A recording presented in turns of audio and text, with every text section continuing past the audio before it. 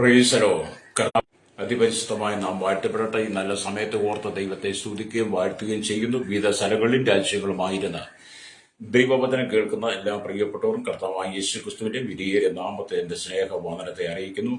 അല്പസമയത്തെ ദൈവവചന ചിന്തയ്ക്കായി ഒരു ദൈവവചന ഭാഗം വായിക്കുന്നു. 1 പത്രോസിന്റെ ലേഖനം 5-ാം അധ്യായം 8-ാമത്തെ വാക്യം.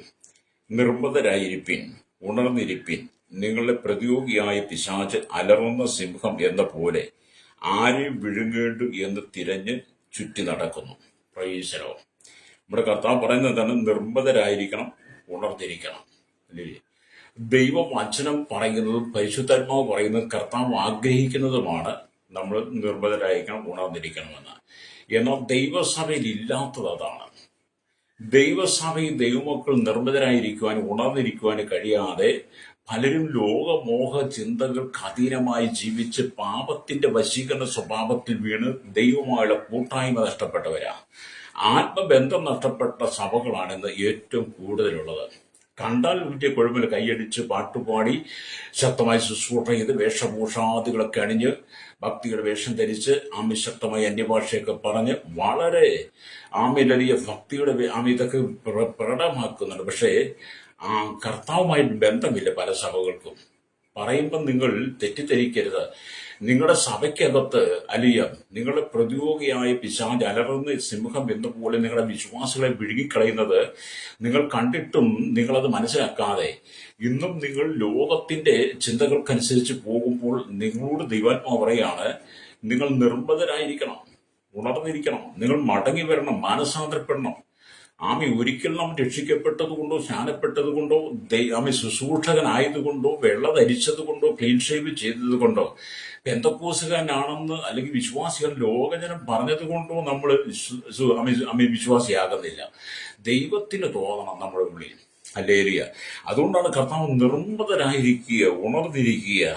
എന്തിനാണ് അങ്ങനെ പറഞ്ഞത്? നിങ്ങളുടെ പ്രതിയോഗിയായ പിശാച് അലറുന്ന സിംഹം എന്ന പോലെ ആരെ വിഴുങ്ങേണ്ടി എന്ന് തിരഞ്ഞു ചുറ്റി നടക്കുന്നു. ഹല്ലേലൂയ. സാത്താന്റെ മുഖ്യമായ ജോലി എന്താണ്? ആരെ വിഴുങ്ങാം എന്നുള്ളതാണ്.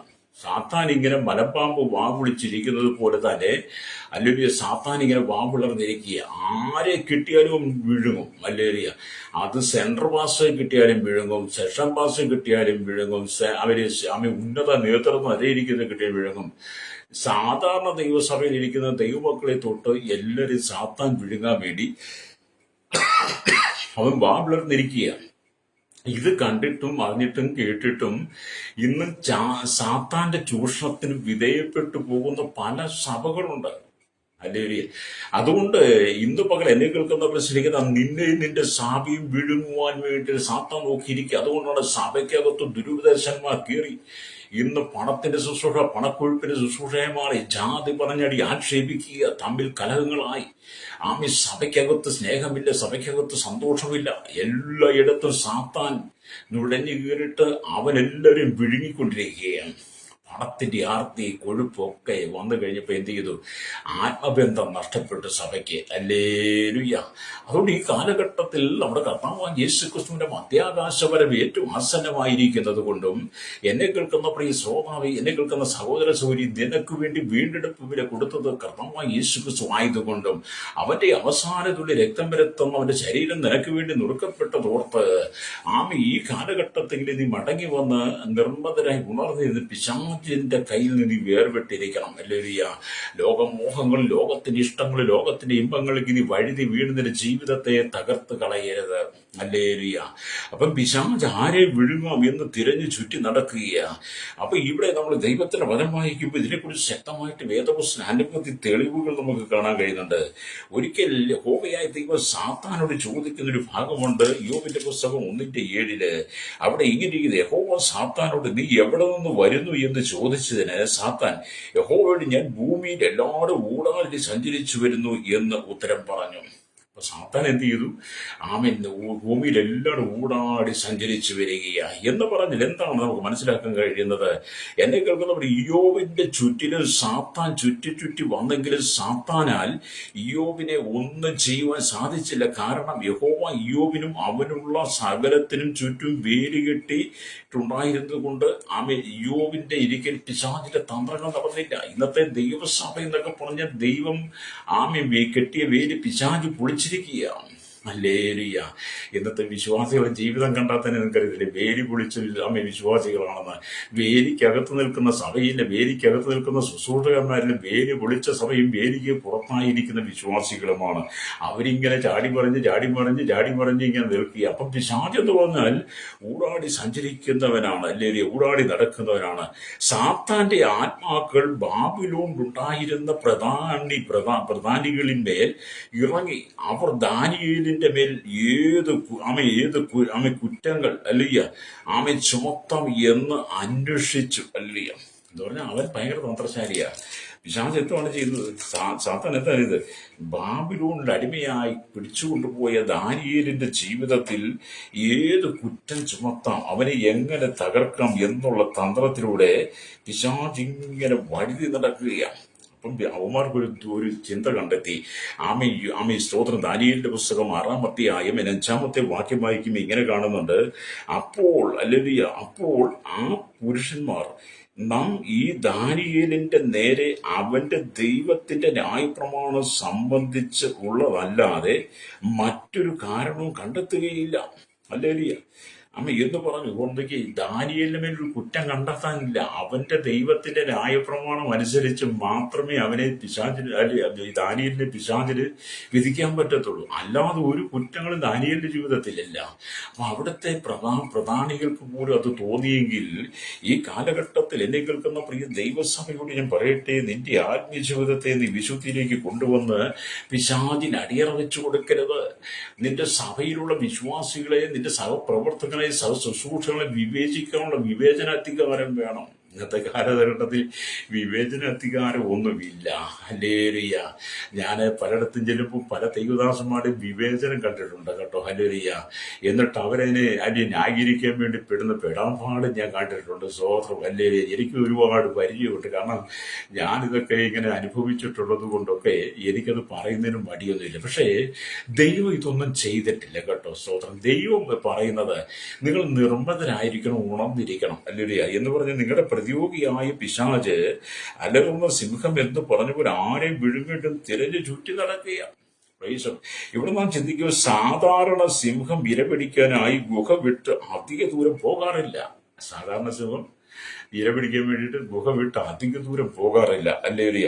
എന്നാൽ ആത്മീക ശത്രുവായ പിശാച് ഭൂലോകം മുഴുവൻ ഊടാടി സഞ്ചരിച്ചുകൊണ്ടിരിക്കുക. ആത്മീയ ശത്രുവായ പിശാച് ഭൂലോകം മുഴുവൻ ഊടാടി സഞ്ചരിച്ചുകൊണ്ടിരിക്കുകയാണ്. നാം വായിച്ച ദൈവത്തിന്റെ വചനത്തിൽ ഇത് കാണുന്നുണ്ട്. യോബിന്റെ പുസ്തകം 1:7 നമ്മൾ വായിച്ചല്ലോ. യോബിന്റെ പുസ്തകം 2-ാം അധ്യായം 2-ാം വാക്യം വായിച്ചല്ലോ. അവിടെ ഇങ്ങനെ ഇരിക്കുന്നു. ഹല്ലേലൂയ. സ്തോത്രം. യഹോവ സാത്താനോട് നീ എവിടെ നിന്ന് വരുന്നു എന്ന് ചോദിച്ചതിന് സാത്താൻ യഹോവയോട് ഞാൻ ഭൂമിയിൽ ഊടാടി സഞ്ചരിച്ചു വരുന്നു. ഇവനിങ്ങനെ നടക്കുക. ഇവൻ എല്ലാ കുടുംബത്തിലും വന്ന് കയറും, എല്ലാ സഭയിലും വന്ന് കയറും, എല്ലാ ഇടങ്ങളിലും ഇവന്റെ പ്രാധാന്യം കൊണ്ടുവരും. ഹല്ലേലൂയ. എന്നെ കേൾക്കുന്ന ദൈവത്തിന്റെ ദാസീദാസന്മാര്, എന്നെ കേൾക്കുന്ന ദൈവമക്കളെ, ദൈവസഭ ശുദ്ധീകരിക്കപ്പെട്ടതാണ്. ദൈവസഭ ക്രിസ്തുവിന്റെ ശരീരമാണ്. കാൽവരി ക്രൂശിൽ നമുക്ക് വേണ്ടി തകർക്കപ്പെട്ട ക്രിസ്തുവിനെ നമ്മൾ ഓർക്കണം. ഹല്ലേലൂയ. കാര്യരുമ്പാണികൾ തറയപ്പെട്ട് മുൾക്കിരീടം തലയിൽ അടിച്ചിറക്കി വിലാപ്പുറം കുത്തി തുറന്നതിന്റെ ശരീരം ഉഴവുചാലുപോലെ കീറി. ഹല്ലേലൂയ. കണ്ടാൽ ആളെല്ലാം തോന്നുമാറ് നമ്മുടെ കർത്താവ് നമുക്ക് വേണ്ടി വിരൂപമായി തീർന്ന് നമ്മെ വിലയ്ക്ക് വാങ്ങാൻ, നമ്മെ പിശാചിനെ വിടിവിക്കാൻ, പാപത്തിന് വിടിവിക്കാൻ വേണ്ടി നമുക്ക് വില കൊടുത്തത് അവന്റെ ശരീരമോ അവന്റെ ജീവനോ അവന്റെ രക്തമോ. അതുകൊണ്ട് പിശാചിന്റെ കയ്യിൽ നമ്മെ വിലയ്ക്ക് വാങ്ങി ദൈവത്തിന്റെ മകളായി ഭൂമി നിർത്തിയിരിക്കുമ്പോൾ ഊടാടി നടക്കുന്ന സാത്താന്റെ കയ്യിൽ നീ വീണു പോകരുത്. ഹല്ലേലൂയ. രക്തം ചെയ്യും. നമ്മൾ പിശാചുമായിട്ട് കോംപ്രമൈസും ചെയ്യാൻ പോകരുത്. ഹല്ലേലൂയ. പിശാചുമായിട്ടുള്ള ബന്ധം നിർത്തണം. ദൈവമക്കൾക്ക് അനുകൂലമല്ലാത്തടത്ത് പോകരുത്, ഇരിക്കരുത്, നിൽക്കരുത്, തിന്നരുത്, കാണരുത്, കേൾക്കരുത്, തുടരുത്. ഇതൊക്കെ ദൈവത്തിന് 1 സംഗീതം 1 വാക്യം വായിച്ചാൽ മനസ്സിലാകുമല്ലോ. എന്താണ്? ദുഷ്ടന്മാരുടെ ആലോചന പ്രകാരം നടക്കാതെ, പാപികളുടെ വഴി നിൽക്കാതെ, പരിഹാസികളുടെ ഇരിപ്പിടത്ത് ഇരിക്കാതെ. ഹല്ലേലൂയ. അപ്പം ദുഷ്ടന്റെ ആലോചന, പാപികളുടെ വഴി, പരിഹാസികളുടെ ഇരിപ്പിടം, അല്ലെങ്കിൽ ഇത് നീക്കി വെച്ചിട്ട് ഒരു ദൈവവൈദ്യൻ എപ്പോഴും യഹോവയുടെ ന്യായപ്രമാണത്തെ സന്തോഷിച്ച് രാപ്പകൽ ധ്യാനിച്ചുകൊണ്ടവൻ ദൈവത്തോട് ചേർന്നിരിക്കണം. സാത്താന്റെ കയ്യിൽ നീ അടപാടലം വീഴരുത്. ഇന്നത്തെ നോക്കി വീണ്ടെടുക്കപ്പെട്ട ദൈവമക്കളുടെ കുടുംബങ്ങളെല്ലാം അടപാടലം സാത്താന്റെ കയ്യിൽ വീണിരിക്കുക. ഹല്ലേലൂയ. അപ്പൊ ഇവിടെ നാം ദൈവത്തിന്റെ വചനം വായിക്കുകയാണ്. പ്രകൃതിയിലെ സിംഹം നേരിട്ടാണ് ഇരയുടെ മേൽ ചാടി വീഴുന്നത്. പ്രകൃതിയിൽ നമുക്കറിയാം, കാട്ടിലെ സിംഹം അവൻ നേരിട്ടാണ് ഇരയുടെ മേൽ ചാടി വീഴുന്നത്, അല്ലെങ്കിൽ ചാടി വീഴുന്നത്. എന്നാൽ സാത്താനാകുന്ന സിംഹം രഹസ്യമായ ഉപായത്തിലൂടെയാണ് ഇരയിൽ വലയിൽ വീഴ്ത്തുന്നത്. ആത്മീയം ചിന്തിക്കും, ഈ സാത്താനായ സിംഹം അവൻ തന്ത്രങ്ങൾ മെനയും. നിന്നെ ഏതു വിധത്തിൽ പാപത്തിൽ വീഴ്ത്താൻ, നിന്നെ കള്ളുഷാപ്പിലേക്ക് കൂട്ടിക്കൊണ്ടുപോകും, നിന്നെ ചൂതാട്ടത്തിന് ചീട്ടുകളിലേക്ക് കൂട്ടിക്കൊണ്ടുപോകും, നിന്നെ കാമയല്ലി ബാറിലേക്ക് കൂട്ടിക്കൊണ്ടുപോകും, ബീവറേജിന് മുമ്പിൽ കൊണ്ട് നിർത്തും, നിന്നെ വ്യഭിചാരശാലയ്ക്ക് കൊണ്ടുപോകും. ആമീൻ. അപ്പനെയും അമ്മയോട് കള്ളം പറഞ്ഞ് സ്കൂളിൽ പോകുന്ന കുട്ടികളെ സ്കൂളിൽ പോകാതെ പാർക്കിലും ബീച്ചിലും ടൂറിസ്റ്റ് സ്ഥലങ്ങളൊക്കെ പോകും.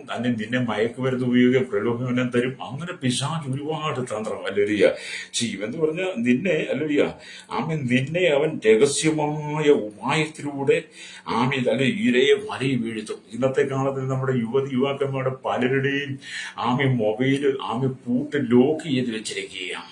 ഫേസ്ബുക്ക് ലോക്ക് ചെയ്തിരിക്കുന്നു, വാട്സപ്പ് ലോക്ക് ചെയ്തിരിക്കുന്നു, മെസ്സഞ്ചർ ലോക്ക് ചെയ്തിരിക്കുന്നു.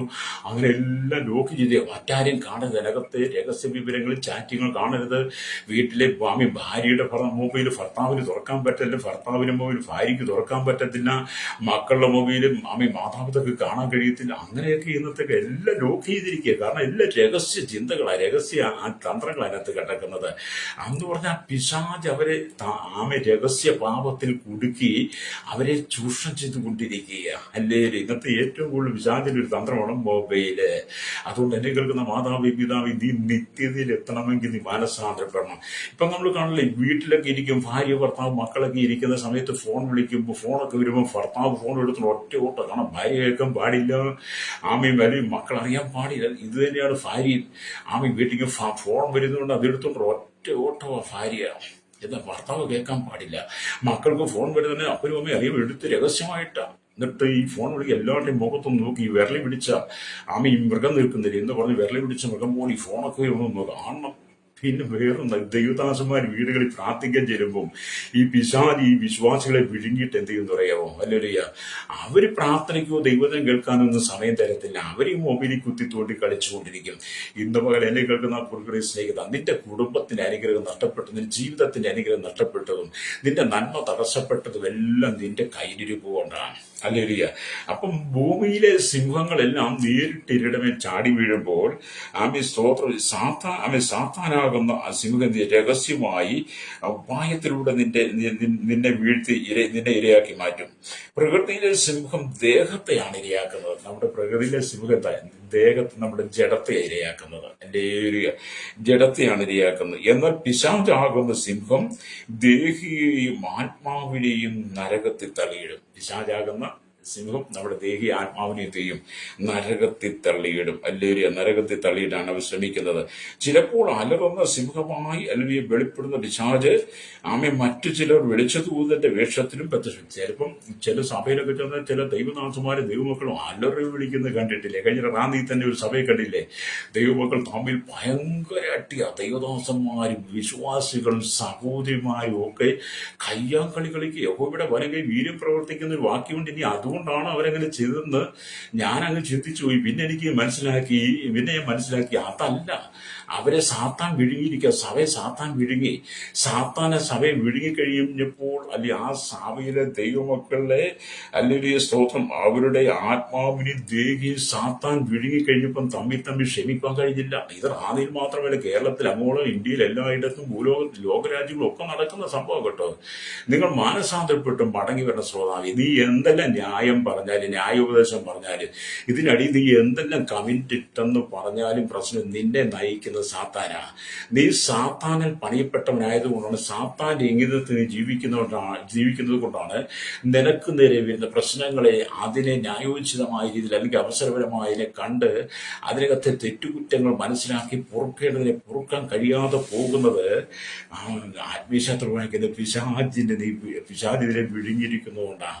അവന്റെ അടിമയെ അവന്റെ അഡിക്റ്റായി നീ. അല്ലേറിയ മാനസാന്തരപ്പെട്ട് മടങ്ങി വരണം. ദൈവമക്കൾ അല്ലെങ്കിൽ ദൈവസഭ പിശാചിന് അടിയറ വെക്കരുത്. അതുപോലെ ഇന്നത്തെ സഭയ്ക്കകത്ത് രാഷ്ട്രീയം അല്ലേറിയ ദൈവസഭ വിട്ട് നിയമസഭയിലേക്ക് പൊക്കോളാൻ, അല്ലേറിയ നിങ്ങൾ രാഷ്ട്രീയത്തിൽ ഇറങ്ങിക്കോളാൻ. അല്ലേറിയ സഭയ്ക്കകത്ത് ഗുണ്ടായിസം, സഭയ്ക്കകത്ത് പണപ്പിരിവ്, സഭയ്ക്കകത്ത് ബ്ലേഡ്, സഭയ്ക്കകത്ത് കൊള്ളപ്പലിശ, ദൈവമക്കൾ കൈകൂലി വാങ്ങുന്നവര്, കള്ളം പറയുന്നവര്, വ്യാജം പ്രവർത്തിക്കുന്നവരൊക്കെ എന്തുകൊണ്ടാണ്? ആത്മീയ ശത്രുവായിരിക്കുന്ന പിശാച് അവരിങ്ങനെ ആരും വിഴുങ്ങണമെന്ന് ഓർത്ത് നടക്കുകയാണ്. അല്ലേറിയ ദൈവമക്കൾ പലിശയ്ക്ക് കൊടുക്കുന്നുണ്ട്, കൊള്ളപ്പലിശ വാങ്ങുന്നുണ്ട്. അതൊക്കെ പിശാചിന്റെ തന്ത്രമാണ് കേട്ടോ. അല്ലേറിയ സ്തോത്രം. അതുപോലെ എത്രയോ ദൈവമക്കളാണ് അല്ലെങ്കിൽ ഈ ബബിൾക്കും ചൂയും ഒക്കെ തിന്നിട്ട് ചവച്ച് തൂപ്പി റോട്ടിലിടും. അവര് പറയുമ്പോൾ ഒരു ഭയങ്കര ന്യായീകരിക്കും കേട്ടോ. ഞാനത് സംസാരിക്കുന്നത് പലതും ന്യായീകരിക്കുന്നത്. പക്ഷേ ബബിൾക്കും ചൂയിങ് എന്നൊക്കെ പറഞ്ഞാൽ ഒരു സാത്താന്റെ തന്ത്രമാണ്. അല്ലേറിയ അതൊരു സാത്താന്യ നിർമ്മിതം തന്നെയാണ് പറയുന്നത്. എനിക്കൊരു മടിയുമില്ല. കാരണം ഇത് വാങ്ങി വായിലിട്ട് ചവച്ച് തുപ്പിയും കുടിച്ചും വായിക്കകത്ത് തന്നെ നാറ്റം വരും. അല്ലേറിയ നാളൊരു ദൈവദാസന്റെ എന്റെ അരിക്കുന്നത് ബബിൾക്കം ചവച്ച് ആട്ട് ചവയ്ക്കുന്ന ശബ്ദം കേൾക്കുക. എനിക്കങ്ങ് വല്ലാത്ത അസ്വസ്ഥത. ഞാൻ എന്റെ ബസ് വായ അടച്ചു പിടിച്ച് ചവയ്ക്കും. നിങ്ങൾ മറ്റുള്ളവർക്ക് അസ്വസ്ഥ. ഇയാളെന്തായാലും വായ തുറന്നിട്ട് പല്ലൂടെ കാണിച്ച് ചവയ്ക്കാൻ തുടങ്ങി. അപ്പോഴെനിക്ക് യഥാർത്ഥ പിശാച നിൽക്കുന്നത് മനസ്സിലാക്കി. അദ്ദേഹം ചവച്ച് തുപ്പി അല്ലേരി എന്നിട്ട് ഒരു പിശാച് ചിരിക്കുന്ന ഒരു ചിരിയൊക്കെ ചിരിച്ച് കാണിച്ചു കേട്ടോ. ഞാനെങ്കിൽ എനിക്ക് മനസ്സിലാക്കും പിശാചാണ്. എന്നിട്ട് ഈ ചവച്ച് ഈ സാധനം വെറും വേസ്റ്റ് ആകും, റബ്ബർ പോലെ ആകുമല്ലോ. ആ സാധനം എവിടെയെങ്കിലും തുപ്പിയിടും. ആ സാധനം തുപ്പിയിട്ടിട്ട് അത് റോഡിൽ പോകുന്ന സഹോദരന്മാരും മക്കളായാലും അവരുടെ കാലിന്റെ ചെരുപ്പിലും സാരിയിലും പാരിയിലും ഒക്കെ ഒട്ടിപ്പിടിച്ച് പിന്നെ അതൊന്ന് ഇളക്കി കളയാനായിട്ട് എന്തു പാടാ. അല്ലേറിയ നിന്നെ സാത്താൻ നടത്തുന്നോട് പിശാച് നടന്ന് ഈ ചൂയിങ്ങും ബബിൾക്കൊക്കെ തിന്ന് നീ മറ്റുള്ളവർക്ക് നീ പാരയായി മാറുക. അല്ലേറിയ അതുകൊണ്ട് എന്നെ കേൾക്കുന്ന സഹോദരൻ, നീ പിശാചിന്റെ കെണിയിൽ നീ വീഴരുത്. ദൈവമക്കൾ വിശുദ്ധിയോടെ ജീവിക്കണം.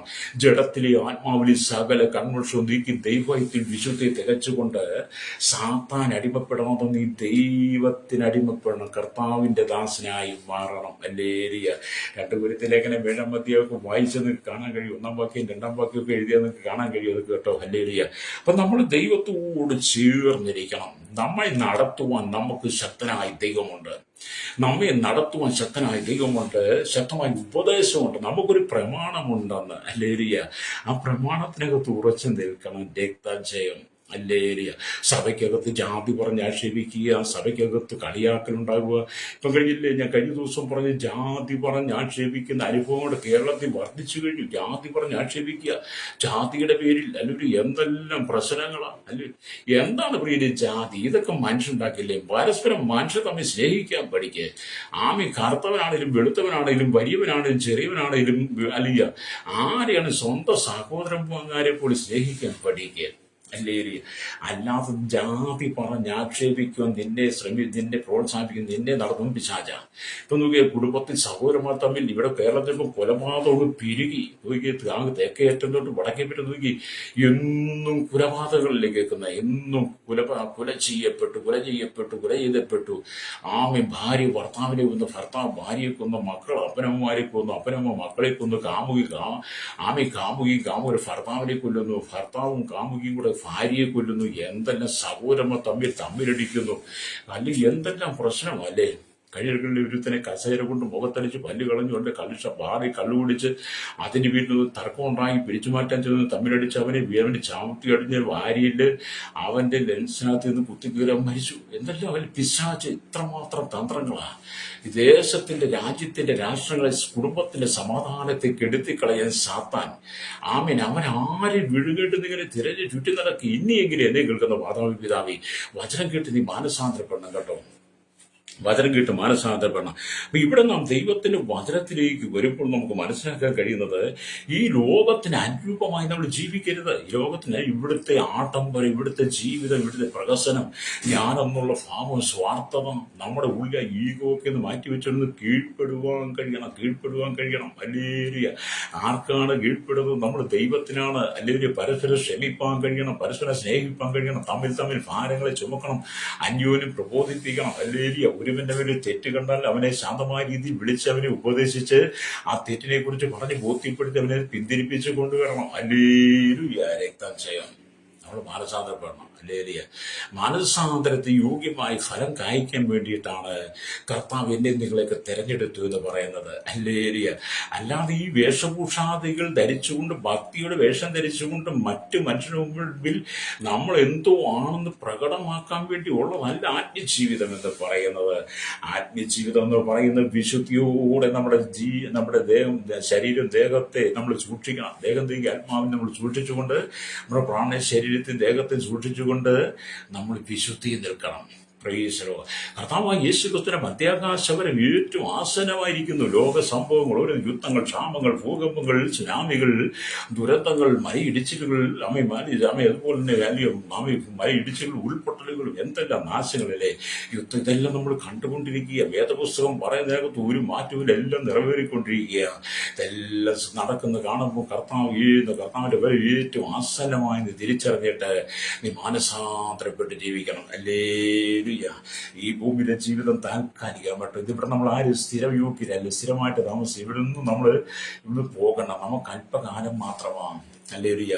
നമുക്കൊരു മരണം വെച്ചിട്ടുണ്ട്. മരണാനന്തരം നിത്യത്തിലെത്തണമെങ്കിൽ, ദൈവരാജ്യത്തിൽ നീ ചെല്ലണമെങ്കിൽ സാത്താന്റെ കയ്യിൽ നിന്ന് വിടിവിക്കപ്പെടണം. സാത്താന്റെ അടിമയായി മാറരുത്. മാനസാന്തരപ്പെട്ട് മടങ്ങി വരാനാണ് ദൈവത്തിന്റെ വചനം നമ്മെ ഓർപ്പിക്കുന്നത്. ഹല്ലേലൂയ. ഇപ്പൊ ഇവിടെ ദൈവത്തിന്റെ വചനമൊക്കെ വായിക്കുമ്പോൾ അതാണ് കാണുന്നത്. അപ്പൊ ഇസ്രായേലിയർക്ക് വലിയ ശത്രുക്കളായിരുന്ന ഫിലിസ്തർക്ക്, അല്ലേലൂയ, നാടുകൂടികളായി ചുറ്റി പോയിരുന്നവർ എന്ന് പേരുണ്ട്. അല്ലേലൂയ. ഇസ്രായേലിയർക്ക് വലിയ ശത്രുക്കളായിരുന്ന ഫിലിസ്തർ, അല്ലേലൂയ, നാടുകൂടികളായി ചുറ്റി പോയിരുന്നവർ എന്നൊരു പേരുണ്ട്. എത്രയോ തവണ ഇസ്രായേൽ ജനങ്ങളെ പരാജയപ്പെടുത്തുവാൻ ശ്രമിച്ചിട്ടുണ്ട്. ഹല്ലേലൂയ. ഇസ്രായേൽ എത്രയോ പ്രാവശ്യം ഫിലിസ്ത്യ സൈന്യം എഴുന്നേറ്റിട്ടുണ്ട്. ഇസ്രായേൽ എന്ന് പറയുന്ന ജാതിയെ ഭൂമുഖത്ത് തുടച്ചു മാറ്റാൻ വേണ്ടിയിട്ട് എത്രയോ അന്ധകാരത്തിന്റെ ശക്തികൾ, രാഷ്ട്രീയ സ്വാധീനങ്ങൾ ഉപയോഗിച്ച് എഴുന്നേറ്റിട്ടുണ്ട്. പക്ഷേ ഇസ്രായേലിനെ തുടച്ചു മാറ്റാൻ കഴിയത്തില്ല. കാരണം ഇസ്രായേൽ എന്ന് പറയുന്നത് ദൈവത്തിന്റെ ജനമാണ്, ദൈവത്തിന്റെ രാജ്യമാണ്. ഇസ്രായേൽ എന്ന് പറയുന്നത് ദൈവത്താൽ തിരഞ്ഞെടുക്കപ്പെട്ടതാണ്. സാത്താൻ തന്ത്രങ്ങൾ മെനഞ്ഞാൽ അത് ഫലിക്കുകയില്ല. നിങ്ങൾ വേദപുസ്തകം വായിച്ചാൽ മനസ്സിലാകും. അപ്പൊ ഇവിടെ നാം മനസ്സിലാക്കും, വീണ്ടും ഇസ്രായേലിനെ ചുറ്റി വന്ന് നശിപ്പിക്കുവാൻ തക്കം നോക്കിക്കൊണ്ടിരിക്കുക. ഇസ്രായേലിനെ എങ്ങനെ നശിപ്പിക്കാമെന്ന് ഇങ്ങനെ ലോകരാജ്യങ്ങൾ ഒന്നടങ്കം ചുറ്റി നടന്ന് നോക്കിക്കൊണ്ട് എങ്ങനെ നശിപ്പിക്കാം. ഇസ്രായേൽ എന്ന് പറഞ്ഞ പുതിയ നിയമസഭയുടെ കാര്യമാണ് ഞാൻ ഈ പറയുന്നത് കേട്ടോ. ഹല്ലേലൂയ. രക്തം ചെയ്യാൻ അത് ഇസ്രായേൽ ഉണ്ട് കേട്ടോ. ഹല്ലേലൂയ. നമ്മൾ ഈ പരസ്പര സ്നേഹമാണ് നമുക്ക് ആവശ്യം. ഈ ലോകത്തിലുള്ള രാജ്യങ്ങളെല്ലാം സമാധാനത്തോടുകൂടി ജീവിക്കാൻ ആഗ്രഹിക്കുകയാണെങ്കിൽ ഈ ലോകത്തിൽ എന്തെങ്കിലും പ്രശ്നമുണ്ടോ? ഇവിടെ എന്താ യുദ്ധങ്ങൾ? എന്തുകൊണ്ടാണ്? ഞങ്ങൾക്ക് ഞങ്ങളുടെ രാജ്യം സ്ഥാപിക്കണം, ഞങ്ങളുടെ പ്രമാണം ഇവിടെ സ്ഥാപിക്കണം, ഞങ്ങൾ മാത്രം മതി, ഞങ്ങൾ പറയുന്നത് പോലെ എല്ലാം നടക്കണമെന്ന് ചില തൽപര കക്ഷികൾക്ക്, ചില ആളുകൾക്ക് തോന്നുന്നത് കൊണ്ടല്ല, ചില രാഷ്ട്രീയ മതങ്ങൾക്ക് തോന്നുന്നത് കൊണ്ടല്ലേ ഇങ്ങനെ ഈ ലോകത്ത് സമാധാനമില്ലാതെ പോയത്. എത്രയോ ആയിരക്കണക്കിന് നിരപരാധികളാണ് രക്തസാക്ഷിത്വം ഭരിക്കുന്നത്. ഒരു പാപവും ചെയ്യാത്ത വീട്ടിനകത്ത് കിടന്നുറങ്ങിയവർ, പുറത്തു പോയവർ, കടയിൽ പോയവർ, യാത്ര ചെയ്തവർ എത്രയോ എണ്ണം ലോകത്തുനിന്ന് മാറ്റപ്പെട്ടു. അവരൊക്കെ പാപം ചെയ്തിട്ടല്ല. എന്താ? രാജ്യങ്ങൾ തമ്മിൽ കലഹി അധികാരത്തിന് വേണ്ടി, കസേരയ്ക്ക് വേണ്ടി, ഈ അധികാരത്തിനും കസേരയ്ക്ക് വേണ്ടി തമ്മിൽ പിടിവലി നടത്തുമ്പോൾ അതിനുള്ള പ്രേരണ തരുന്ന ഈ സാത്താനാണ്. അവനാരെയും നിന്നെ വിഴുങ്ങിയിട്ട് പറയും, നീ ഇവയ്ക്ക് സെൻട്രൽ പാസ് ആകണം കേട്ടോ. പിശാച് വന്നിട്ട് നീ ഇവയ്ക്ക് സെൻട്രൽ പാസ്, നീ കുറച്ച് പേര് ഇതിന് പക്ഷം കൂട്ടണം, നീ ഇവയ്ക്ക് മത്സരിക്കണം, നീ കുറെ ആളുകളെ കൂട്ടണം, ഈ ഇവയ്ക്ക് മത്സരം നീ അധികാരത്തിൽ വരണം, അതുകൊണ്ട് നീ ഇഷ്ടംപോലെ പണം ചെലവഴിക്കണം, പണം കൊടുത്ത് ആളെ വാങ്ങണമെന്നൊക്കെ ഈ പിശാച് വന്ന് പറയും. ഇപ്പം ചില തെരഞ്ഞെടുപ്പിലൊക്കെ, സഭയുടെ ചില തെരഞ്ഞെടുപ്പിലൊക്കെ പോയി നിൽക്കുകയാണെങ്കിൽ വലിയ പെട്ടി കൊണ്ടൊന്ന് പൊട്ടിച്ചു വെച്ചിട്ട് നിറച്ച് വെള്ളി പൊട്ടി കൊണ്ട് നിറച്ചിട്ട് അതിനകത്ത് പണം ഇങ്ങനെ എണ്ണി എണ്ണി കൊടുക്കാൻ സാത്താന്റെ കിങ്കരന്മാർ ഒരുപാട് പേര് ഇരിപ്പുണ്ട് കേട്ടോ. ഹല്ലേലൂയ. അത് നമ്മൾ ചിന്തിക്കണം. ഹല്ലേലൂയ. ഇതെല്ലാം സാത്താന്റെ തന്ത്രമാണ്. അല്ലേരി. ദൈവസഭ ശുദ്ധീകരിക്കപ്പെടണം. ദൈവസഭ എന്ന് പറയുന്നത് അത് നിഷ്കളങ്കതയിലായിരിക്കും, നിർമ്മതരായിരിക്കണം, ഉണർന്നിരിക്കണം, ലോകത്തിന്റെ പാപങ്ങളിലേക്ക് പോകരുത്. ഇവിടെ രാജാവായ ശൗൽ അവരുടെ തന്ത്രങ്ങളെ അറിയാതെ, രാജാവായ ശൗല് ഫെലിസ്ത്യരുടെ തന്ത്രങ്ങളെ അറിയാതെ, അവരോട് യുദ്ധം ചെയ്യുവാൻ തുനിയാതെ ജീവിതകാലം മുഴുവൻ ദാവീദിനെ തുരത്തിക്കൊണ്ടിരുന്നു. ഫെലിസ്ത്യൻ ഇസ്രായേലിനെ തകർക്കാൻ നടക്കുക. പക്ഷെ ശൗലിന് ഇത് മനസ്സിലാക്കാതെ, ശൗലിന്റെ ശത്രു ആരാ? ദാവീദിനെ ഏതെങ്കിലും വിധത്തിൽ തകർക്കാൻ വേണ്ടി ശൗൽ ദാവീദിന്റെ പിന്നാലെ നടക്കുക. എന്നാൽ ഇസ്രായേൽ ജനത്തെ തകർക്കാൻ വന്ന ഫെലിസ്ത്യനെ അല്ല ശൗലിന്റെ ഉന്നം, ദാവീദിനെ, അഭിഷേകമുള്ള ദാവീദിനെ, ഇസ്രായേലിന്റെ രാജാവായി അഭിഷേകം ചെയ്ത ദാവീദിനെ തുരത്തുവാൻ വേണ്ടി ശൗൽ എഴുന്നേറ്റെങ്കിൽ ശൗലിനെ പിശാചി വിഴുങ്ങിയെന്ന്. ഹല്ലേലൂയ. അതുകൊണ്ട് ഫെലിസ്ത്യനെ ശൗലിനെ കാണാൻ കഴിയുന്നില്ല, ദാവീദിനെ ശത്രുവായിട്ട് കണ്ടു. ഇന്നും അതൊക്കെ തന്നെയല്ലേ നടക്കുന്നത്. ഇന്നും ദൈവസഭ ദൈവമക്കളെ ശത്രുവായി കണ്ടുകൊണ്ട് പല ഫെലിസ്ത്യന്മാർ സഭയ്ക്കകത്തുണ്ട്. ശൗലിനെ പോലെ അനവധി ഫെലിസ്ത്യന്മാർ സഭയുടെ നേതൃത്വം തന്നെ ഇരിപ്പുണ്ട്. ശൗലിനെ പോലെ ഇരിപ്പുണ്ട്.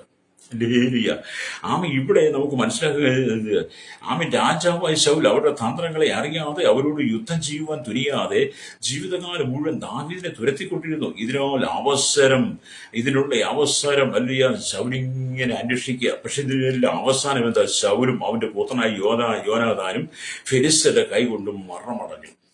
അവസാനം ദാവീദിനെ തുരത്താൻ നടന്ന, ദാവീദിനെ കൊല്ലാൻ നടന്ന ശൗലും യോനാഥാനും എന്ത് ചെയ്തു? ഫെലിസ്ത്യരുടെ വാളുകൊണ്ട് തന്നെ അവർ മരണമടഞ്ഞു. നിർമ്മതരായിരിക്കുവിൻ, പ്രാർത്ഥനയിൽ ഉണർന്നിരിക്കുവിൻ, തെളിഞ്ഞ ബുദ്ധിയുള്ളവരായിരിക്കുവിൻ. ഉറങ്ങിക്കൊണ്ടിരുന്ന പത്രോസിനെ അവരോട് കൂടെ ഉണ്ടായതും കണ്ടിട്ട് യേശു എന്നോടുകൂടെ അല്പനിമിഷമെങ്കിലും ഉണർന്നിരിക്കാൻ കഴിയില്ലേന്ന്.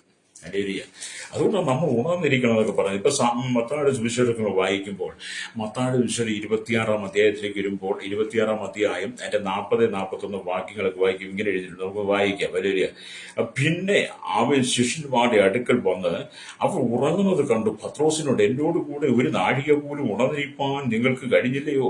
പരീക്ഷയിൽ അകപ്പെടാതിരിപ്പാൻ ഉണർന്നിരുന്ന് പ്രാർത്ഥിപ്പിൻ. ആത്മാവ് ഉരുക്കമുള്ളത് ജഡമോ ബലഹീനമത്രേ. അല്ലേരിയ. കണ്ടോ? ഉണർന്നിരുന്ന് പ്രാർത്ഥിക്കാനാണ് കർത്താവ് പറയുന്നത്. വഴക്കുണ്ടാക്കാനല്ല, ചണ്ടയിടാനല്ല, സഭയ്ക്കകത്ത് ഭിന്നതയുണ്ടാക്കാനല്ല പറയുന്നത്, ദേശത്ത് ഭിന്നതയുണ്ടാകല്ല, സമാധാനം നഷ്ടപ്പെടുത്താനല്ല ദൈവം നമ്മോട് പറഞ്ഞത്. നീ പരീക്ഷയിൽ അകപ്പെടാതെ ഇപ്പം ഉണർന്നിരുന്ന് പ്രാർത്ഥിക്കണം. അല്ലേരിയ. ആത്മാവ് ഉരുക്കോഷ, ജഡം ബലഹീനമോ. അല്ലേരിയ. അപ്പൊ ഇവിടെ നാം ദൈവത്തിന്റെ വചനം വായിക്കുന്നതൊക്കെ മനസ്സിലാക്കാൻ കഴിയുന്നത്, അല്ലേരിയ, പത്രോസിനെ പോലും ഉണർത്തി. അല്ലേരിയ. ദൈവം പരീക്ഷയിൽ അകപ്പെടാതെ ഉണർന്നിരുന്ന് പ്രാർത്ഥിപ്പിൻ. അല്ലേരിയ. എന്നെ കേൾക്കുന്ന പ്രിയ സ്നേഹിത, എന്തുകൊണ്ടാണ് നമുക്ക് ഈ പരാജയങ്ങൾ വരുന്നത്? എന്തുകൊണ്ടാണോ വീഴ്ച വരുന്നത്? എന്തുകൊണ്ടാണോ സഭ ഇങ്ങനെ പരാജയത്തിൽ, കുടുംബങ്ങൾ പരാജയപ്പെടുന്നത്, കുടുംബ ജീവിതം പരാജയപ്പെടുന്നത്, നിന്റെ ജോലിക്കകത്ത് സമാധാനത്തിന്റെ ബിസിനസ് തകരുന്നത്, നീ കടന്നു പോകുന്ന വഴിയിലെങ്ങും ഒരു ഉയർച്ചയില്ലാത്തത് എന്തുകൊണ്ടാണ് ഒരൊറ്റ ചോദ്യം നിന്നോട് തന്നെ ചോദിച്ചിട്ട് വേദപുസ്തകം വായിക്കണം. നിനക്ക് ഉണർന്നിരിപ്പാൻ കഴിഞ്ഞില്ല, പരീക്ഷയിൽ അകപ്പെടാതിരിപ്പാൻ, പിശാചിന്റെ കയ്യിൽ നിന്ന് മോചനം പ്രാപിപ്പാൻ കഴിയാത്ത വിധത്തിൽ അവൻ നിന്നെ അടിമയാക്കി. പിശാച്. അല്ലേരിയ. അതുകൊണ്ട് ശ്രോതാവി മടങ്ങി വരണം. അല്ലേരിയ. അപ്പൊ ഇവിടെ പിതാവെ കഴിയുമെങ്കിൽ ഈ ചോരത്തുള്ളി ഈ പിതാവെ കഴിയുമ്പോൾ ഈ പാനപാത്രം നീക്കണമെന്ന് യേശു പറഞ്ഞ് പ്രാർത്ഥിക്കുന്ന ഒരു ഭാഗമുണ്ട്. എന്ന് പറഞ്ഞാൽ സ്തോത്രം വലിയ മത്തായി 26-ന്റെ 37 തൊട്ട് 46 വരെ വാക്യങ്ങൾ അത് വായിച്ചേ കാണാൻ കഴിയുന്നത്. എന്ന് പറഞ്ഞാൽ യേശുവിന്റെ മുമ്പിൽ അനേകർ കവിണ് വീണിട്ടുണ്ടെങ്കിലും, അല്ലേരിയ, സ്തോത്രം, അല്ലേരിയ, യേശു കവിണ് വീണ് പിതാവിന്റെ മുമ്പാകെ പ്രാർത്ഥിച്ചിരുന്നു. പിതാവെ കഴിയുമെങ്കിൽ ഈ പാനപാത്രം നീങ്ങിപ്പോകണമേ എന്ന് യേശു പ്രാർത്ഥിച്ച ലൂക്കോസ് 22-41 കാണാൻ കഴിയും. അവൻ മുട്ടുകുത്തി പ്രാർത്ഥിച്ചു എന്ന് പറയുന്നു. എന്നാൽ അതിദുഃഖത്തിൽ യേശു പിന്നെയും കവിണ് വീണു എന്ന് മത്തായി പറയുന്നു. യേശു കവിണ് വീണു എന്ന് ഇവിടെ മാത്രമേ പറഞ്ഞിട്ടുള്ളൂ.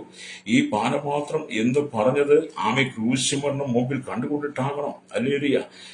ആണെന്നും അല്ല, ക്രൂശിലേക്ക് നടത്തപ്പെടുവാനായതുകൊണ്ടും ഗെത്സമന തോട്ടത്തിൽ വെച്ച് തന്റെ ജീവനെ കൊല്ലുവാൻ ആണോ എന്നുള്ള ചില ചിന്തകൾ അവിടെ ഉണ്ട്. അല്ലേരിയ. ഇനിയും അല്ലേരിയ ഗെത്സമനെ തോട്ടത്തിൽ വെച്ച് തന്നെ യേശുവിനെ കൊല്ലുമോ, അങ്ങനെയുള്ള ചില ചിന്തകളൊക്കെ, അങ്ങനെയുള്ള ചിന്തകളൊക്കെ വന്നപ്പോഴാണ് അല്ലേരിയ യേശുവിന്റെ പ്രാർത്ഥന, അല്ലേരിയ ആമേ പിതാവേ അല്ലേരിയ സ്തോത്രം, ഈ പാനപാത്രങ്ങൾ നീക്കണമെന്ന് പറഞ്ഞു. അതെന്ന് പറഞ്ഞാൽ അവിടെ ഇങ്ങനെ വായിക്കും, അല്ല ക്രൂശിലേക്ക് നടത്തപ്പെടുവാൻ ഇടയാകാത്ത ഗെത്സമനെ തോട്ടത്തിൽ വെച്ച് തന്നെ അവനെ കൊല്ലുവാൻ സാത്താൻ ശ്രമിച്ചത് കൊണ്ടുള്ള അതിവ്യത മൂലം അവിടെ വെച്ച് മരിക്കുവാൻ ഇടയാകാതെ രക്ഷിക്കണമെന്ന് പ്രാർത്ഥിച്ചതാണെന്നും അല്ലേലൂയ പല വേദ പഠിതാക്കളും പറയുന്നുണ്ട്. എന്തായാലും യേശുവിന്റെ പ്രാർത്ഥന എന്താണ് നമുക്ക് തിരിച്ചറിയാൻ കഴിയണം. അപ്പൊ നമുക്കും ഇതുപോലുള്ള പരീക്ഷകൾ കടന്നു വരാം. അല്ലെങ്കിൽ പരീക്ഷകൾ, പരിശോധനകൾ കടന്നു പോകുമ്പം നിന്നെ നിത്യതയിൽ എത്തിക്കുവാൻ കഴിയാതെ, ദൈവത്തോട് നിന്നെ അടുപ്പിക്കാൻ കഴിയാത്ത നിലയിൽ നിന്നെ വഴിയിൽ വെച്ച് തകർക്കുവാൻ സാത്താൻ, യേശുവിനെ ഗെത്സമനെ വെച്ച് തകർക്കാൻ സാത്താൻ ഒരുങ്ങിയതുപോലെ നിന്നെ വഴിയിൽ വെച്ച് തകർക്കാൻ സാത്താൻ ഇങ്ങനെ പല തന്ത്രങ്ങളുമായിട്ട് വരും. അതുകൊണ്ട് എന്നെ കേൾക്കുന്ന മാതാപി പിതാവി, നമ്മൾ അവന്റെ തന്ത്രങ്ങളിൽ കുടുങ്ങിപ്പോകരുത്. അതുകൊണ്ട് നിർമ്മതരായിരിക്കും, ഉണർന്നിരിക്കും. നിങ്ങളുടെ പ്രതിയോഗിയായ പിശാച് ആരെ വിഴുങ്ങേണ്ടി എന്ന് തിരഞ്ഞ് ചുറ്റി നടക്കുന്ന അവൻ വെറുതെ ഇരിക്കത്തില്ലെന്ന്. നിന്നെ ഏതെങ്കിലും പാപത്തിൽ അവൻ തള്ളിയിടും, ഏതെങ്കിലും പാപത്തിൽ തള്ളിയിടും, ഏതെങ്കിലും പാപജടത്തിലേക്ക് ഇതിനെ നീക്കിക്കൊണ്ടു പോകും. അല്ലേറിയ നമ്മൾ മാനസാന്തരപ്പെടണം. Praise the Lord. നാം എഴുന്നേറ്റ് ഈ കണ്ണു തുറന്ന് നോക്കിയാൽ നമ്മൾ താമസിക്കുന്ന ഗ്രാമമായിരുന്നാലും പട്ടണമായിരുന്നാലും ടൗണുകളവിടെ ചെന്ന് നോക്കി പാപം നിറഞ്ഞു നിൽക്കുക. പാപത്തിന്റെ വശീകരണങ്ങളുമായിട്ട് ഓരോരുത്തരും ഓരോ സ്ഥലത്ത് ഇങ്ങനെ മൂല പറ്റിയും തൂണ് പറ്റിയും വീറ്റ് ഷെഡ് പറ്റിയും ഓരോ കടയുടെ പുറകിലും മുമ്പിലും സൈഡുമായിട്ട് നിന്ന് പിശാചിന്റെ കയ്യിൽ വീട് കിടക്കുന്ന എത്രയോ പേരെ കാണാം. ഈ മൊബൈലിങ് പിടിച്ചോണ്ട് കടയ്ക്ക് മറഞ്ഞു നിന്ന്, വീറ്റ് ഷെഡിൽ നിന്ന് ബസ്സിന് മറഞ്ഞു നിന്ന്, എന്തെല്ലാം ഈ തൂണും ചാരി നിന്ന് ഭയങ്കര മൊബൈൽ വിളിയാ, മണിക്കൂറുകളാ. അല്ലേരിയ പിശാചി നിന്നെയൊക്കെ വിഴുകിയിരിക്കുക, രക്തം ചെയ്യും. അല്ലേരിയ നമുക്ക് ഫോണൊക്കെ നല്ലതാ, അത്യാവശ്യത്തിന് കാര്യങ്ങൾ വിളിച്ച് പറഞ്ഞ് ആ ഫോൺ അങ്ങ് താത്തു വെക്കണം. ഇതുകൊണ്ട് മണിക്കൂർ, ചിലൊക്കെ ഫോൺ വിളിച്ച മണിക്കൂറുകളാണ്. എന്താണ് ഇതിന് സംസാരിക്കാനുള്ളത്? എനിക്കൊക്കെ ഫോൺ വന്നാൽ 2 അല്ലെങ്കിൽ 3 മിനിറ്റ് കൊണ്ട് നമ്മൾ ഫോൺ സംസാരിച്ച് തീർത്തു. കാര്യം ചോദിച്ച് വിവരം പറഞ്ഞു, മറുപടി പറഞ്ഞ് സംഭവം ക്ലോസ് ആയി. അല്ലേരിയ പിന്നെ നമ്മൾ അതിനകത്ത് മറ്റൊന്നും ചിന്തിക്കാനും പറയാനും, പിന്നെ ചായ കുടിച്ചോ, ചോറുണ്ടോ, വീടി വലിച്ചോ, കണ്ടു കുടിച്ചോ എന്നൊക്കെയൊന്നോ ഇതൊക്കെ ചോദിക്കാനും പറയാനും ഒക്കെ, അതൊക്കെ പിശാചിന്റെ ഗിണിയിൽ പെട്ട് കിടക്കുന്നവർക്ക് അതൊക്കെ പറ്റുള്ളൂ. അല്ലേരിയ ചായ കുടിച്ചോ, എന്തായിരുന്നു കടി, എന്തായിരുന്നു കറി, എന്താ ഉണ്ടാക്കിയേ, ചില ദൈവമക്കൾക്ക് ചോദിക്കാറില്ലേ? എന്നെ കേൾക്കുന്ന സഹോദര സഹോദരി, നീ ഇതൊന്നും അന്വേഷിക്കാനല്ല ദൈവത്തിനെ വിളിച്ചത്. നീ ദൈവത്തോട് ചേർന്ന് നിർമ്മതരായി ഉണർന്നിരിക്കണം.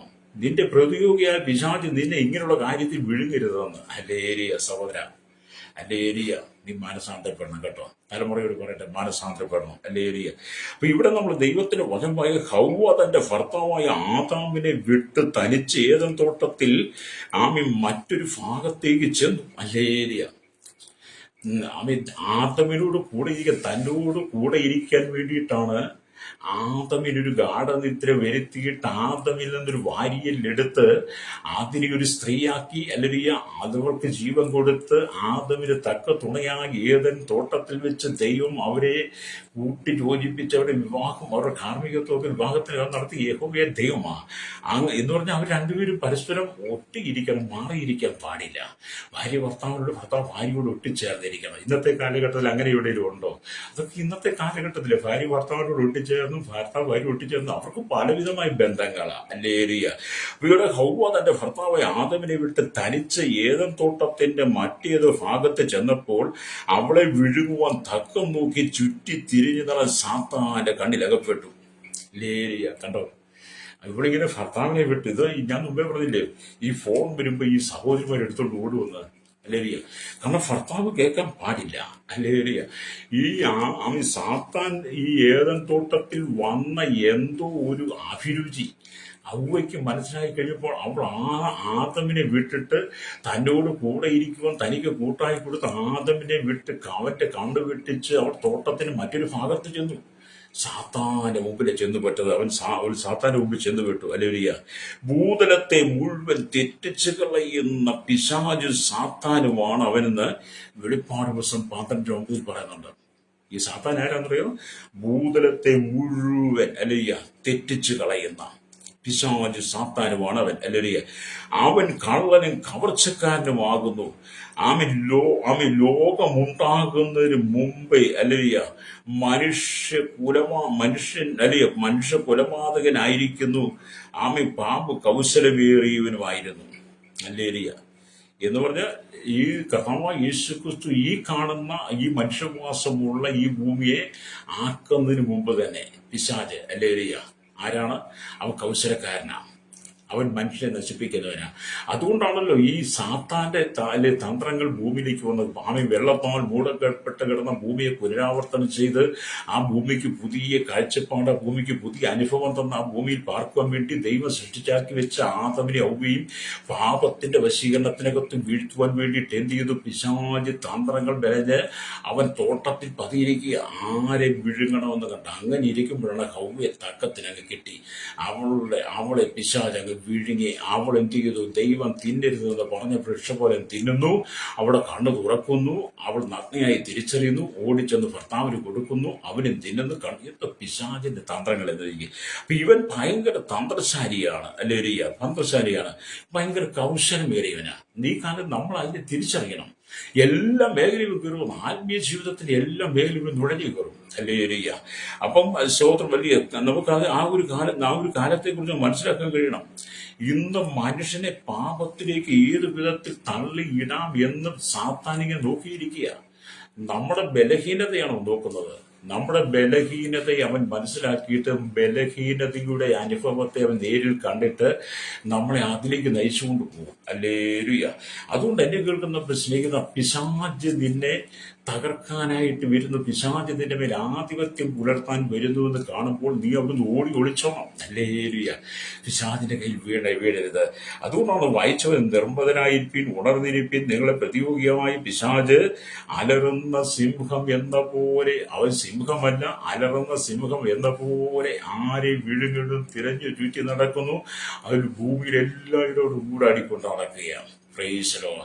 അവിടെയാണ് നമ്മൾ കർത്താവിന്റെ ഭദ്രത്തിൽ വിശ്വസിച്ച് ദൈവം നമുക്ക് തീമുദ്രായി കോട്ടയായി അവന്റെ കണ്ണിലെ കൃഷ്ണമണി പോലെ നമ്മെ സൂക്ഷിക്കുമ്പോൾ, ദൈവത്തിന്റെ തീമുദ്ര കോട്ടയ്ക്കുള്ളിൽ നീ പുറത്തു പോകരുത്. അവന്റെ കണ്ണിലെ കൃഷ്ണമണിയായി നിന്നെ സൂക്ഷിക്കുമ്പോൾ അത് വിട്ട് പുറത്തു പോകരുത്. സക്രിയ പ്രവാചകൻ 2-ാം അധ്യായം വായിച്ചാൽ നിങ്ങൾക്ക് അത് കാണാൻ കഴിയും. അതുകൊണ്ട് എന്നെ കേൾക്കുന്ന മാതാവി പിതാവി, ഈ കാലഘട്ടത്തിൽ നിങ്ങളുടെ ജീവിതം വളരെ സൂക്ഷ്മതയോടെ നയിക്കണം. പാപത്തിലേക്ക് ഇതിന്റെ മനസ്സിലിരിക്കുവാൻ സാത്താൻ കൊണ്ടുവരുന്ന മോഹങ്ങളെ അതിനെ നീ ആട്ടി പുറത്താക്കണം. ഹല്ലേലൂയ. ജഡത്തെ സന്തോഷിപ്പിക്കുന്ന, ജഡത്തെ പ്രസാദിപ്പിക്കുന്ന, ജഡത്തിൽ ആഗ്രഹം തരുന്ന, ജഡത്തിലാണല്ലോ ഈ ആഗ്രഹം ഉണ്ടാകുന്നത്. ജഡത്തിൽ ആഗ്രഹം തന്ന അതിലേക്ക് നിന്നെ വലിച്ചുകൊണ്ട് പോകുന്ന സാത്താന്റെ തന്ത്രങ്ങൾ നീ തിരിച്ചറിയണം. Praise the Lord.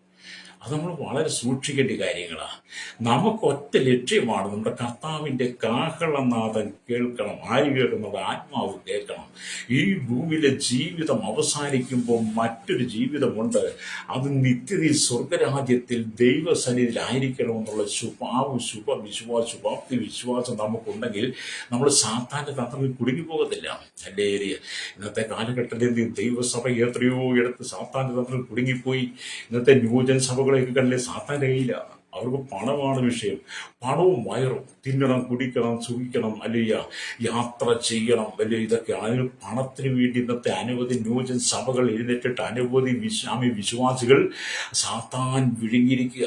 അല്ലെ, അവരും ഈ ന്യൂജൻ സഭയിലെ നല്ലൊരു ശതമാനം ഈ ദൈവദാസന്മാരും ഈ അലർന്ന സമയം പിശാചിങ്ങനെ ആരെ വിഴുങ്ങുന്നു എന്ന് തിരഞ്ഞ് ചുറ്റി നടക്കും. അവനിങ്ങനെ തിരഞ്ഞ് ചുറ്റി നടക്കുക തന്ത്രം പ്രയോഗിച്ച് കേട്ടോ. ഹല്ലേലൂയ. നിങ്ങൾക്ക് താഴെ എന്തെങ്കിലും വേണമെങ്കിൽ എഴുതിയിടാം കേട്ടോ. ഞാനീ പറഞ്ഞ് നിങ്ങൾക്ക് യോജിക്കാൻ പറ്റുന്നില്ലെങ്കിൽ നിങ്ങൾ എഴുതിയിട്ടു. അത് നിങ്ങളുടെ സ്വഭാവമാണ്, എൻ്റെ സ്വഭാവം. പക്ഷെ പറയാതിരിക്കാൻ പറ്റത്തില്ലല്ലോ. അതുകൊണ്ട് ഇന്നത്തെ ന്യൂജൻ സഭകൾക്കകത്ത് അനവധി വിശ്വാസികൾ കുടുങ്ങിപ്പോയി. സത്യസന്ധമായി വിശുദ്ധമായി ദൈവവചനം പ്രസംഗിക്കുന്ന ശുശ്രൂഷകന്മാരുടെ സഭയ്ക്കകത്ത് നിന്ന് അനവധി സഹോദരന്മാർ വ്യാജ ഉപദേശം കേട്ടിട്ട്, വ്യാജ ആലോചന കേട്ടിട്ട് അവരെന്ത് ചെയ്തു? ഈ ന്യൂജന്റെ പിന്നാലെ പോയി. ഇന്ന് പലരും അവരെ ന്യൂജൻ വിഴുങ്ങിയിരിക്കുക. ഇന്ന് പല വിശ്വാസം ന്യൂജൻ വിഴുങ്ങി. ഹല്ലേലൂയ. അവരൊരു കാറ് തരാം, വീട് തരാം, ബംഗ്ലാവ് തരാം, ഭൂമി തരാം, ബാങ്കിൽ അക്കൗണ്ട് വർത്തിക്കും, വിദേശത്തേക്ക് വിടാം. എന്തെല്ലാം പറയുന്നത്. നിന്റെ വീട് അവിടല്ലേ, ഇവിടല്ലേ, നീ അങ്ങനെയാണ് ഇങ്ങനെയാണ്. നിന്റെ കുടുംബത്തിന്റെ ചരിത്രം മുഴുവനും പഠിക്കും. അവൻ ആളിനെ വിട്ട് പഠിപ്പിക്കും. അവൻ ആളിനെ വിട്ട് പഠിപ്പിച്ചിട്ട്, അല്ലെങ്കിൽ നീ ആദ്യമായിട്ട് സഭയിൽ വരുവാണെങ്കിൽ ആ ന്യൂജന്റെ കിങ്കരന്മാരുണ്ട്, അവർ വന്ന് നിന്നെ സ്വാധീനിച്ച് നിന്റെ ഹൃദയത്തിന്റെ രഹസ്യങ്ങൾ മുഴുവൻ അറിഞ്ഞിട്ട് ന്യൂജൻ മെയിനെ ചിന്തയിപ്പിക്കും. ന്യൂജൻ മെയിൻ എന്നിട്ട് ശുശ്രൂഷകളെ വിളിച്ചു പറയുമ്പോൾ നീ ഓർക്കും ഇതെല്ലാം സത്യമായിരിക്കുന്നു. അല്ല വിചാരിച്ചാൽ ഈ സാത്താനാണ് കേട്ടോ.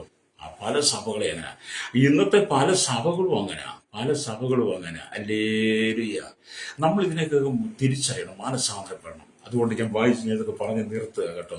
നിങ്ങളെ ഒത്തിരി അല്ലെങ്കിൽ നിങ്ങൾ നന്നാകാൻ വേണ്ടിയിട്ടാണ് പറയുന്നത്. നിങ്ങൾ ശുദ്ധീകരിക്കപ്പെടണം. നമ്മൾ ഈ പിശാചിന് അടിയാൽ വെക്കരുത്.